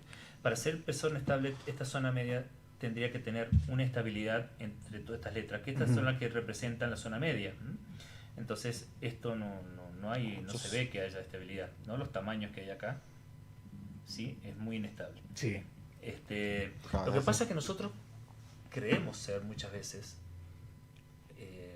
muchos dicen yo soy bueno, pero ¿para quién? No, yo eso no lo digo ¿No es nunca. cierto? No, No sé, claro. no soy malo. Pero claro, el Eso tema es malo, ese, ¿no? que A veces claro. nosotros queremos ser y no somos lo que somos, ¿no? Sí se nota, fíjate, las A y las O son los sentimientos más puros que tenemos nosotros. Entonces, por ejemplo, fíjate ese tamaño, el tamaño es directamente proporcional al grado de valor que vos te das. Entonces, fíjate el tamaño que te puedes dar acá a un tamaño que te estás dando acá. Entonces, Fluctúa. o sea, en momentos, claro, en momentos te puedes sentir bien, te sientes mal. Ahí, esa la remarqué porque me había salido una E, cualquier cosa. También hago eso, porque estoy escribiendo rápido Bien, es que justamente habla de Bueno, mis el años- lapsus linguis o lapsus calami. El retocar una letra significa necesidad de arreglar algo. Y justamente Sí, eso está sí. la palabra optimista. Bueno, vos sabés que a mí la O y la A, por ahí me parecen Había puesto medio optimista. parecidas. Estaba A como- veces me salen parecidas la O y la A. Son las emociones más puras. Ahí están todo el grado de autovaloración. Justamente la teoría de Freud es siento. Ese siento, ahí, por eso te podría preguntar ahora, ¿qué es lo que estás sintiendo? Porque hay un lapsus calami. Hay la teoría de Freud, un lapsus lingui sería un acto fallido. El arreglar una letra es una necesidad de arreglar algo. Entonces, hoy vos hay algo que necesitas arreglar en tus sentimientos, ¿sí? Hay algo que está ahí Siempre en la adentro. vida trato de dejar todo arreglado, con todo el mundo, que esté Claro, todo claro, bien. entonces quiero podemos que decir que todo estás tenga tratando- equilibrio. confirmando Eso que siempre sí. hay algo que necesitas arreglar. Sí, no me gusta dejar las cosas así Hoy- como, che, bueno. hoy no, hay algo pará. que vos necesitas, hay un sentimiento tuyo que necesitas arreglar. E inclusive cuando yo dije ni el pesimismo ni el optimismo, sino que, y justamente vos escribís optimista y se te achican las emociones y arreglaste esa letra. O sea que tu inconsciente dice no es tan así como vos decís. No, justamente El porque guacho, estuvo bien ahí inclusive. cuando dijiste la persona que se considera realista, pero tantas veces cuando era más joven me decían que era muy pesimista porque por ahí No, veía pero las no lo cosas es. muy Sí, así, sí, no, pero no lo muy, hay. muy Pesimismo como no. creo que eran. Claro. Entonces ahí sí se daba como esa situación. Después empecé a ser como más de verle el lado bueno a las cosas.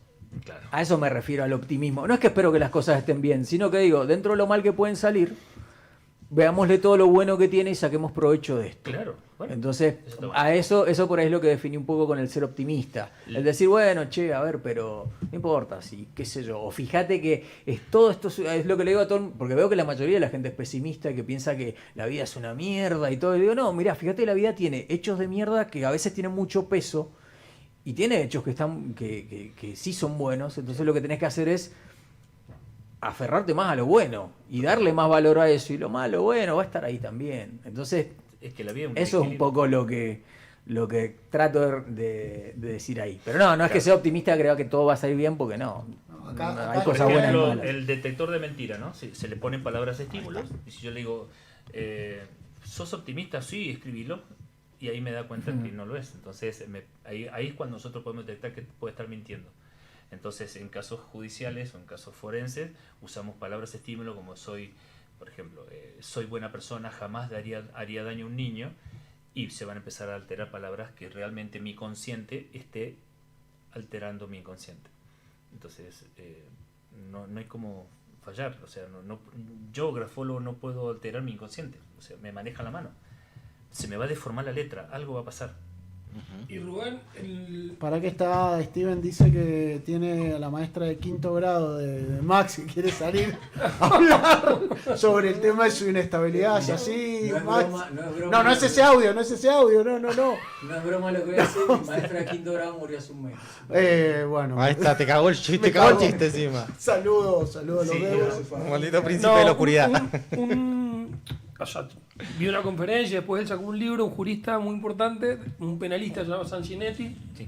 estudió el tema en la psicología del testimonio, el lapsus linguae, Sí. que es decir, a un tipo, o sea, mientras está deponiendo, se le escapa, o sea, que cambia el nombre o cambia una circunstancia o algo, y a partir de ahí bueno, estudió la posibilidad de determinar la credibilidad. En este tema de los lapsus, el calami, ¿cómo es? O sea, ¿qué sería un lapsus calami? Calami ¿Crees porque que también es lo mismo?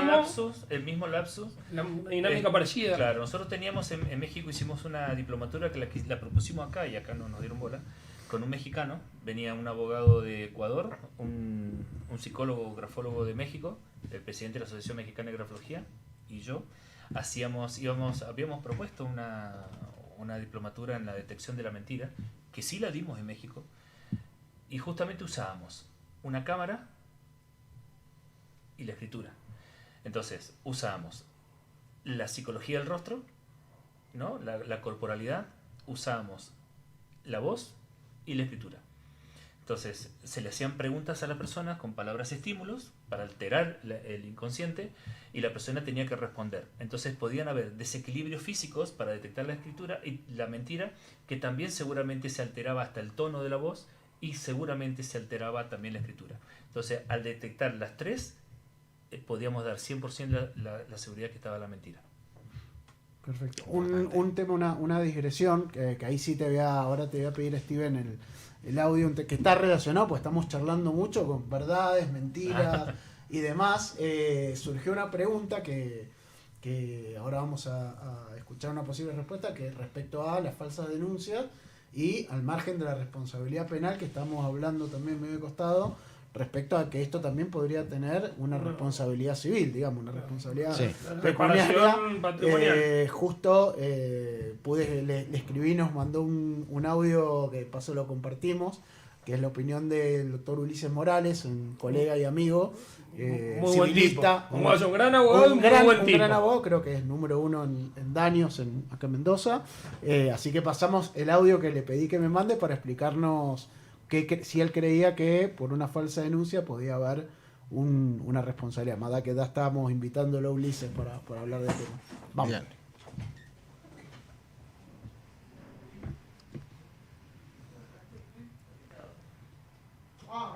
Está Steven, estamos, dale.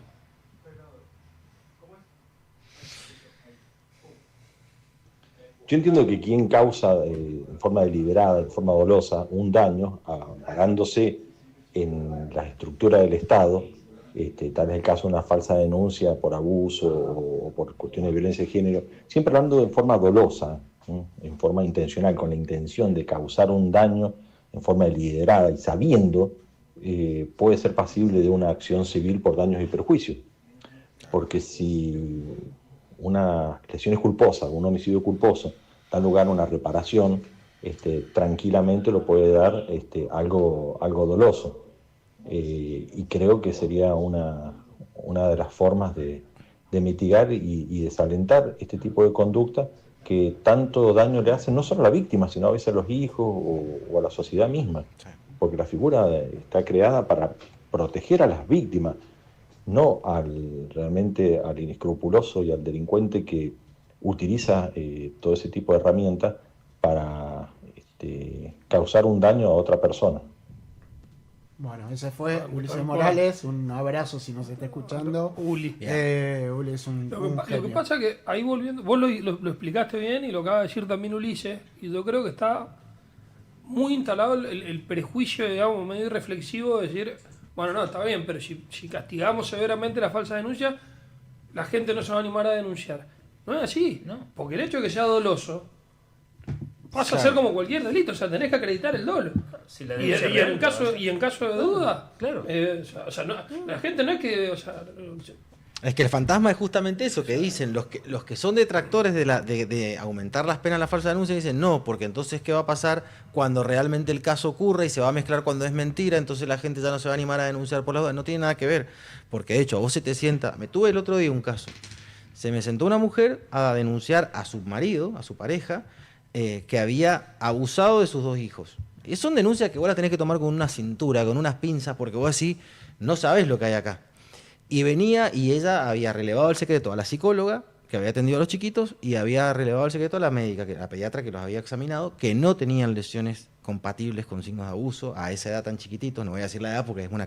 pero eran nenes muy chiquitos, que sería llamativo que no haya un signo de físicamente de abuso. Pero decían, lo que le decía la misma pediatra, no quiere decir que todos los abusos sean con acceso. Necesariamente, puede haber sido un tocamiento. Sí. Los chicos referían una serie de juegos medio raros con el papá desnudo. Bueno, una cuestión así que vos estás en una disyuntiva y decís, ¿qué hago acá? ¿Qué hago? ¿Le caigo con todo el peso de la ley? ¿Qué espero? ¿Qué sumo? Obviamente que van a terminar por cámara Gesell esos chiquitos, seguro, seguro. Pero en el primer momento no te queda otra que tomar una declaración informativa, porque es muy, muy, muy prematuro y no tenés un elemento de sospecha fuerte, siquiera, no te digo de convicción, ¿no? Pero de sospecha fuerte como para decir, lo imputo, lo tengo que traer detenido porque es un caso con un agravante. Muy complicado. Y te juro que yo creo que son de los hechos que a mí me tocan instruir los que menos me gustan, porque hay tanta mirada puesta, ¿no? De un lado y del otro. Y vos decís, yo le voy a decir a la mujer, che, pero acá vos tenés alguna bronca, has tenido una bronca. No, porque encima convivían. Eso es lo raro, ¿viste? Suele pasar cuando no conviven esto, que vos decís, viene al choque. Y hay denuncias anteriores, y la cuota alimentaria, y los chicos, y ahí empezás a atar otro cabo. igual de Claro. tomo para tomar en serio, digamos, o sea, la mejor parte del argumento contra, digamos, este agravamiento, la falsa denuncia, es que no va a ser fácil, o sea, es un dolo que va a ser difícil de establecer. Y como te pasa Porque- con el dolo eventual, por ejemplo, que es muy Y lo que difícil pasa es que probarlo. acá o sea, tiene que ser, para que sea falsa denuncia, tiene que ser evidente que, o sea, justamente una intención directa. O sea, que eso que Sí. si vos del dolo eventual, porque si no, realmente cualquier caso que sale absuelto daría casi lugar a una falsa denuncia. O sea, Ahora, acá pero nos quedó colgado un tema que vos le habías dicho a Steven, le habías mandado la carta. Ah, sí, ¿la tenés ahí a la carta, Podemos, Steven? Rubén. Pero vos sabés que me gustaría opinar algo que él dijo. Yo he tenido varios casos parecidos. Yo creo que cuando a vos te pasa eso, el niño nunca va a mentir, dicen. Exacto. Pero nosotros hemos encontrado una nena de 8 años mintiendo diciendo que tal persona le había hecho tal cosa, ¿no? Pero después dijo, lo que pasa es que yo quería que mi papá volviera a mi casa. Bueno, el caso de Tomás fue más o menos, no así, pero claro. fue un chico que fue inducido a mentir. a eso. ¿Sí? Pero, por ejemplo, en un dibujo no va a mentir. Entonces, en ese caso, ahí nomás, bueno, pasó esto, listo, traemos los chicos, los hacemos dibujar. El niño cuenta, ¿sí? Los dibujos hablan. El niño va a contar todo. E inclusive se le puede decir a la madre, bueno, me gustaría que todo lo que usted está diciendo ahora, con respecto a la denuncia, lo escriba. Ujú. Todo déjelo por escrito. Se le da una hoja en blanco, o sea, lapiceras que sabemos que están sanas. Y el padre, ¿usted se quiere defender? También, que lo escriban. Ahí va a salir las alteraciones emocionales, si está mintiendo o no está mintiendo. Y los niños van a contar. Después hay técnicas para trabajar, papá y yo, un dibujo, ¿no? Papá y yo, mamá y yo. Nos pasó que vino una profesional de la salud mental, psiquiatra, con la nena del brazo y dice, miren los dibujos que hizo. Necesito que hagan una pericia porque el padre hizo esto.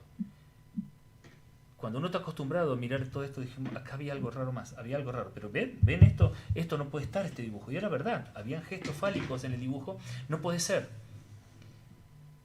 Pero después nos dimos cuenta que no pertenecían, habían sido hechos después. O sea, entonces le dijimos, bueno, si usted quiere que desee, obviamente, vamos a dibujar, papá y yo. Y la nena dibujó y empezamos a hablar con la madre, porque la madre hablaba con la niña delante, ¿no? Entonces, si eso sucede y la niña está influenciada, se va a adulterar. Nunca dibujó las partes fálicas. Era mentira de la madre, que sabiendo qué eran los dibujos y las partes que tenía que tener, entonces andaba buscando un cómplice. Entonces cualquiera que no tenga los conocimientos en grafología infantil, saber cuáles son las etapas evolutivas, las etapas de desarrollo sexual, de desarrollo psicosexual, del desarrollo psicoemocional del niño, es lo esperable y no esperable en cada dibujo. Entonces, cuando nosotros dijimos, bueno, nosotros vamos a hacer una pericia, le hicimos la pericia y no manifestaba abuso. La mujer no apareció más, pero andaba buscando algún lugar para denunciar a ese padre. La mujer le había agregado dibujos fálicos a los dibujos. Claro. Entonces, es fuertísimo. Sí. Pero claro, ella quería que nosotros le hiciéramos un análisis de ese dibujo. Bueno, Guisoni justamente lo que plantea ahora es que a raíz de esto que ha sucedido, que así como se les hace pericias a ellos, que se les haga al contexto, al núcleo familiar también, a las madres, a todas las personas que conviven con esos chicos, para ver ahí y poder dilucidar con más antelación qué está pasando, si es creíble, si no es creíble, si está manipulado, si está influenciado. Claro, bueno, todo instrumento, a mí que debería ser obligatorio que también a la otra parte, a la denunciante, se le haga una pericia en el mismo momento que se le está haciendo a él, ¿no? Para juntar todo. Como para tener elementos que den más seguridad, porque a mí me parece que el punto conflictivo va a ser eso. O sea, las denuncias temerarias, vos sabés que está tenue. Sí, pero no son denuncias dolosas. Mira, o sea, establecer el límite entre... O sea, viste que hay denunciadores seriales. Sí, bueno, sí. Todos tenemos uno en todas las oficinas. Fantasmas por todos lados. Sí. Pero no son necesarios. O sea, técnicamente, que son estos, yo viví no son dolosas. Y fui víctima de una denunciadora serial.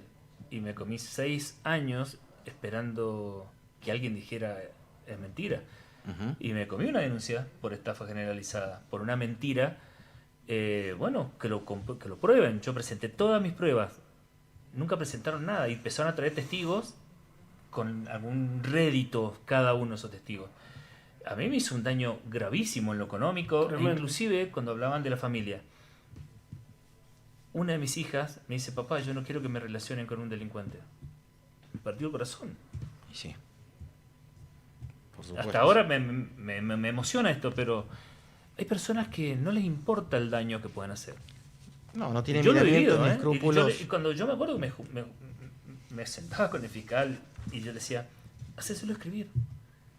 No lo analizo yo, que lo analice cualquier otra persona. Pero el daño que han hecho durante 6 años, y no a partir de ahí, mucho más. Es más, entras a internet y dices, sí, Rubén Moreno, mirá lo que sale. Y todavía sigue saliendo. Y hay un periodista que vino, no, está todo bien. Y el título fue así, gravísimo, porque alguien lo mandó a poner ese título. Y la gente que hace, mira el título. Después cuando vos ves el desarrollo de la entrevista, dice otra cosa. Entonces... la gente compra foto y título. Claro, y también está esa maldad detrás de vender un título, ¿no? Sí, seguro. En un periódico, en algún lugar. No, hay daños gravísimos, gravísimos. A mí, yo lo he vivido en carne propia, y ya te digo, es que mi hija me diga, no me quiero que me relacione con un delincuente, es... No, bueno, que creo que quizás sea la rama del derecho por paradigmática, que o sea, una solución, por supuesto que mejor que una condena, pero los daños quedan igual. Hay herramientas. El estigma social también, ¿quién te lo saca? El estigma, hay herramientas que se pueden usar, por ejemplo, hay muchas herramientas para poder salir. Es más, cuando vos le empezás a presentar herramientas, se van, porque saben que van a ser encontrados, saben que van a ser descubiertos. Interesantísimo lo yo creo que vamos a ser precursores. Si Rubén nos acompañaba en algunas causas, yo creo que yo estoy, ¿sabes? Que en materia penal vamos a ser precursores en algunas causas. Que esto es lo que con nosotros siempre hablamos, nosotros con los chicos, bueno, para la gente también que nos escucha, nosotros no es que venimos a desacreditar ni la violencia de género, que jamás lo hemos hecho, porque creemos que existe. De hecho, tenemos un femicidio hace poquito, lamentablemente horrible, pero no venimos a desacreditarlo, sino todo lo contrario, es decir, cuando hay, que haya, y cuando no hay, que no haya, y que eso tenga una consecuencia también. Es para tomarse en serio la violencia de género, por supuesto, para no banalizarla. Porque el que la hace falsamente, la mujer que la hace falsamente no tiene idea, no dimensiona, o no le interesa dimensionar, el terrible daño que le va a generar a ese papá, o a ese ex marido, o a esa expareja. ¿no? O sea, qué bueno que realmente se compruebe o que se pueda trabajar sobre esa última firma que hacen, que dicen será justicia. Sí. Será justicia. ¿No? O sea, que la justicia sea justa, o por lo menos usar todas las herramientas posibles para llegar a lo más cercano a la justicia. Lo que pasa que, bueno, vos, Matías, lo sabés mejor que nadie. O sea, yo el otro día acompañé a una cliente a hacer una denuncia y la Fiscalía específica de violencia de género parece un supermercado. O sea, es una cuestión que yo lo veo que está totalmente desmadrado. Es que ellos mismos van a tener que empezar a hilar fino y a separar la paja del trigo porque se los va a comer, ese monstruo tan grande, se los va a terminar comiendo a los propios fiscales si no empiezan a equilibrar. Había cola más Tienen en la puerta muchísimo, de la lo Fiscalía. sé, Deben haber están muchísimo. colapsados y ahora Claro. van a abrir una oficina fiscal de violencia de género.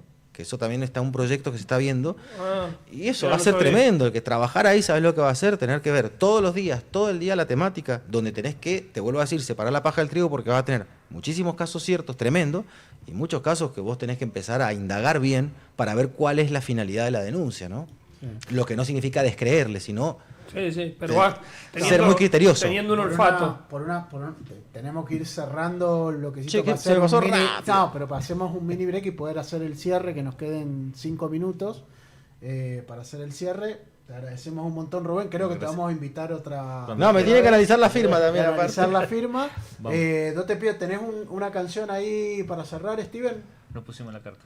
Que va Ah, hablando de. y la carta nos quedó colgada Nos quedó también, colgada, que estaba lo vamos a buenísima. Para la próxima invitación. Vamos después, una canción que va, se lo vamos a dedicar a la doctora Gómez, que nos gusta a los dos esta canción. Nos vemos. Gómez Eugenia, ¿no? No, Gómez médica. Ah, Último bloque y vamos a ir cerrando. La Estamos gente si todos supiera, tentados si la por gente supiera lo que pasa en los la cortes. hueá que pasa al otro lado. Estamos conociendo al nuevo operador de la radio que le va. Bienvenido. ¿Cómo es el nombre del Bienvenido, operador? El neozelandés. Sí. El jugador de los All Blacks. Cállate, que ¿seguís jugando al tenis? Mirá cómo me sacaste un. ¿Qué papelón? Tengo una gran memoria, sobre todo de la gente y de los cagadores más. Pero ¡Oh! ¡Hijo de puta! ¿Dónde me sacaste? Déjamelo, no por ahí. Cambiame, ponele la imagen. Mirá cómo me sacó la Tenista. fecha. Yo sabía que era rugby pero tenista No me también. olvido de la No me olvido de la gente. Este tenía que ser abogado, ¿viste? ¿Quién ganó el partido? no, siempre lo vi con la raqueta, nunca lo vi jugar. ¡Opa! Porque estaba. Vamos a tener. No, mismo club, diferentes deportes, pero bueno, Ah. pueden ocurrir cosas. Nos ponemos viejos, unos siguen teniendo y otros no tienen. Mirá vos. Ah, te mandó. ¿Está? Bien del pelo. Picante. No, yo nunca picante. dije otra cosa. Mirá vos haciéndole los chistes al Steven. Ahora. Y está para pelearse. Y está para pelear, está Sí. para. Está lindo, es un lindo. Lindo match. Te dejo vos. No sé, lo vi muy seguro, bueno. Lo vi muy seguro. Contundente. Bienvenido, estimado. Bienvenido. Tenés que. Después le gusta la chocolatada A Steven. a Steven. Dice el que niño. cuando un mano a mano. A dice. mí también me encanta, así que no hay problema. Bueno, ya está, date caíste, ya te fuiste a la mierda. El White Ryan. O sea, el Gran Lebowski. El Gran Lebowski. Vamos a hacer Señor. un mini descargo con Fede. ¿Qué pasó? Cuenta. Que corresponde, no. Nobleza obliga. Nosotros somos nuevos defensores en la causa de Cacho Garay. algo lo vi en los medios a eso, sí. En alguna declaración se planteó de que hay un teléfono secuestrado a Cacho Garay, Ajá. el cual no se ha podido hasta ahora hacer la apertura, digamos, de APIF, y dijimos en alguna oportunidad que no se entendía, que a pesar de que Cacho había dado la clave y demás, bueno, esto no es, o sea, esto fue información mala. En realidad Cacho le había dado a la defensa anterior, aparentemente la clave esta nunca se brindó, entonces la realidad es que Por eso la no se pudo doctora hacer. no se pudo hacer. La doctora Pero bueno, Fernández Poblet, nobleza obliga, el Ministerio Público Fiscal no. o sea, no hacía- tuvo, no tuvo ni no nada que tuvo ni ver. posibilidad ni conocimiento de conocer todavía el contenido del celular, así que la doctora Fernández Poblet, que es quien lleva la causa, es justo decirlo que no es que hubo nada extraño, sino que por razones ajenas tanto a Cacho como no lo conocíamos nosotros, nunca se le había dado la clave. Igualmente hoy ahí vamos a poner 2 segundos en el... Yo te mandé un PDF, 2 segundos, hoy se va a presentar un escrito donde le vamos a poner a disposición la clave, es el que se ve ahí en imagen, donde se va a poner a disposición el contenido o sea, la clave para que se pueda, saber la verdad. Y se Lo ve que la te verdad, contiene, eso es. claro. Pero es la primera vez que efectivamente lo va a poder tener a disposición la fiscal, así que teníamos que cumplir. Causa importante que les ha tocado, ¿no? Una causa fuerte. Con mucha vuelta. Está Steven con el escrito, gracias. Pero creo que es importante porque en realidad acá no creemos que pase por el Ministerio Público Fiscal el tema, ¿no? No es un tema No, y aparte con la doctora Fernández Poblet, que es bastante aguerrida, yo creo que si hubiese sabido eso, lo hubiese incorporado inmediatamente. Que, ahora se va a develar, se va a otorgar la clave y se va a poder saber toda la verdad de esta causa. Lo que le agregaría es que, como decís vos, Cacho, sí, lo que sí es cierto, más allá de la corrección necesaria que hiciste, es que él nunca estuvo en contra. Nunca estuvo en contra. Él nunca estuvo en contra. Pensó que de brindar la apertura de ese teléfono. Él no es el responsable de que... Tampoco es él el responsable de que no se haya peritado el celular. Así es. Bien. Así que era menester y Buenísimo, chicos, qué importante eso. Temas para cerrar. Vos tocaste un tema de caso, como para cerrar, un tema que comentamos, el caso de San Rafael. Sí, de Julieta Silva, que me gustaría, ahí lo podemos desglosar, tremendo. que ha sido tremendo, que lamentablemente volvió a ser noticia, una persona tristemente célebre, ¿no? Con esto que pasó nuevamente en San Rafael, que ahora ya le han pasado un pabellón, está en penitenciaría, con creo que 13 internas más está compartiendo, que había comenzado con esto que hablamos, tiene un poquito de relación con lo que tocamos anteriormente, pero desde el punto de vista de la violencia de género también, porque su marido es quien la denunció por violencia de género, considerado por él, que tiene otra calificación, sabemos, para nosotros tiene otra calificación, que es la lesión leve calificada por el vínculo. Entonces, a raíz de eso, de que el tipo llamó desde el baño, en una situación bastante... Está todo en los medios, igual no estamos sacando información dentro de la causa, sino que está todo en todos lados dando vuelta. Pero y ahí sale el papá de Genaro Fortunato, que fue lamentablemente víctima de esta situación que ocurrió allá en 2017, totalmente enojado, con total razón, diciendo, esto es lo que mandaron a la calle de vuelta. No es que se quiera hacer un derecho penal de autor, que se entienda, sino decir, hubo un indicador, hubo una cuestión de impulsividad, de violencia, de agresividad. Lamentablemente para los jueces no fue así en ese momento, hay que decirlo. Se trató por todos los medios de la parte del Ministerio Público Fiscal de ir por otra calificación, por otro delito que tenía una pena mucho mayor. Lamentablemente no prosperó en ese caso. Que terminó como culposo, ¿no? Terminó como un culposo agravado, que vos sabés que tiene un máximo de 6 en el peor de los escenarios, pero que no fue así. Después se le concedió el beneficio, tuvo un beneficio domiciliaria. Había salido, me acuerdo que se había filtrado una foto de ella festejando el cumpleaños en plena joda, parecía una foto de joda, ¿viste?